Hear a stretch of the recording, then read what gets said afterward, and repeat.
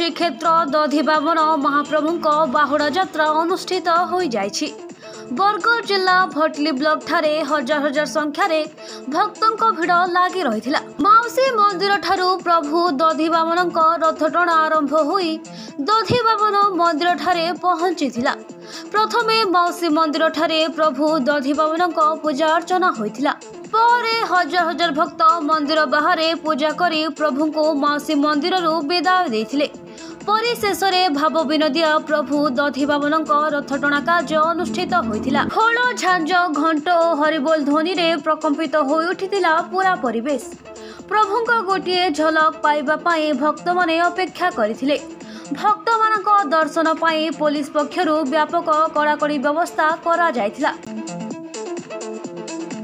मुन्ना हूँ पंडित गौरचंद्र रथ दधिबामन मंदिर मुख्य पूजक।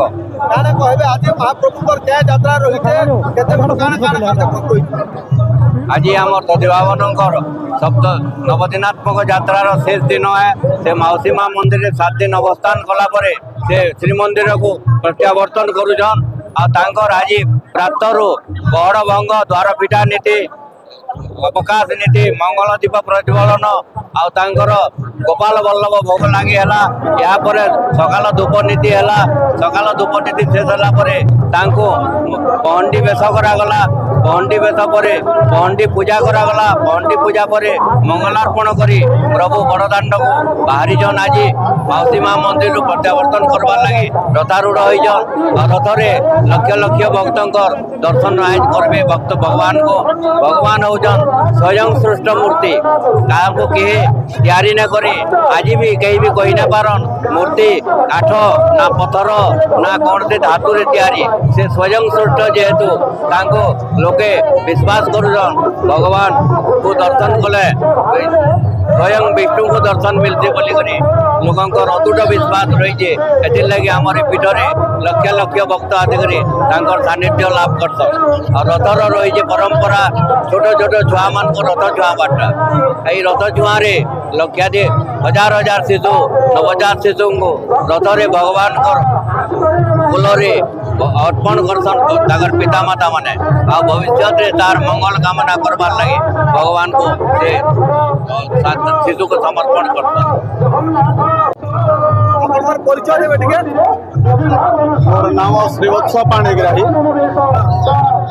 आमर भटली पश्चिमांचल श्रीक्षेत्र भटली रे महाप्रभु जेतेबेले परमानंद भक्त गांगपुर दांड जेम्फिनारू आनी ये भटली रे स्थापन करितिला। 16 शताब्दी मध्य भागरू महाप्रभु एठारे पूजा पाई आसुछंती। भक्त परमानंद सही दिन ठारू महाप्रभुंकर रथ यात्रा पालित करी आसुथिले एवं अद्यावधि तांकर उत्तर पुरुष माने मध्य एपरि भाव में पालन करी आसुछंती। ब्रह्मा शंकर कार्तिक गणपति এই রথরে ব্রহ্মা শঙ্কর কার্তিক গণপতি কুবের সমস্ত দেবাদেবী মানে ভুবনেশ্বরী বাহুতি সমস্তে এটি বিদ্যমান রহନ୍ତି। তাঙ্কর পার্শ্ব দেবতা হিসাবে ভক্ত পরমানন্দ মা ভগবতী বাহুতিଙ୍କୁ ମଧ୍ୟ ତାଙ୍କର ସାଙ୍ଗରେ ଆଣି ଏ ପୀଠରେ ସ୍ଥାପନ କରିଛନ୍ତି। ଏବଂ এই ରଥ ଆବହମାନ କାଳରୁ ଆମର ଚାଲି ଆସୁଅଛି। ତାଙ୍କର ପୁରୁଷାନୁକ୍ରମେ ପରମାନନ୍ଦଙ୍କର ବଂଶଧର ଗହନ୍ତିଆ ଛେରା ପହରା କରନ୍ତି। मंदिर पूजक पूजा करती। आमर पुरी श्रीमंदिर रे जेपरी महाप्रभुंकर नीतिकांति होता है यही भटली पीठरे दधिबामन ठारे से समान नीतिकांति होता है। श्रीक्षेत्र पुरी रे भगवान तार ब्रह्म रूप अवतीर्ण होती।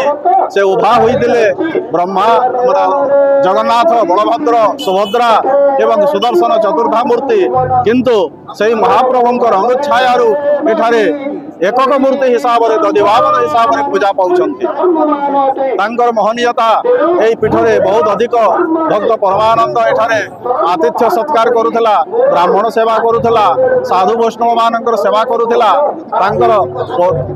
भक्तिर परीक्षा करने महाप्रभु तांको विभिन्न परीक्षा करिसंती सब परीक्षा उत्तीर्ण होइसंती एवं से भगवान परमानंद बेश सती कमला पीठरे दर्शन देइसंती।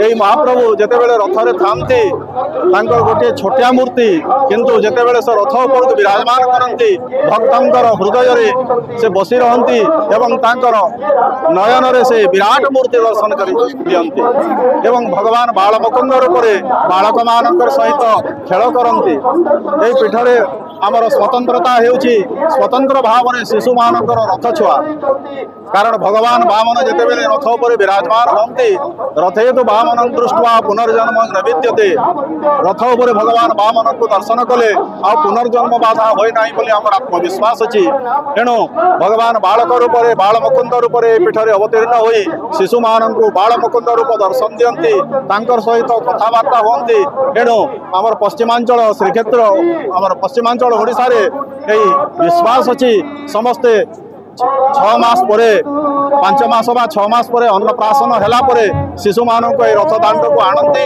एवं भगवान रथ ऊपर को चढ़ाई भगवान तुलसी माल्य अर्पण करा जाए एवं भगवान रथ छुआ कार्य संपन्न हुए विश्वास अच्छी शिशुर शिरो पाद पर्यंत भगवान दुख मोचन करते एणु स्वतंत्र पर्व होउची रथ छुआ पर्व जहाँकि आम भटली दधिवा मान रथ यात्रा संपादित होता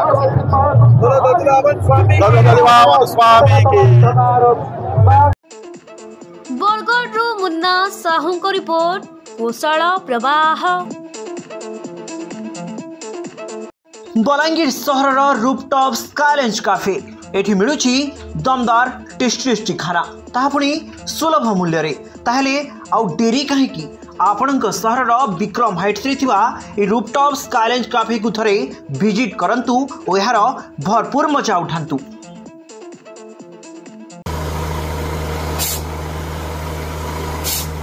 नलकूप खनन में प्लान करछन्ते कि जोगाजोग करंतु बाबा बोरवेल मोबाइल नंबर 9938110888 9439147028।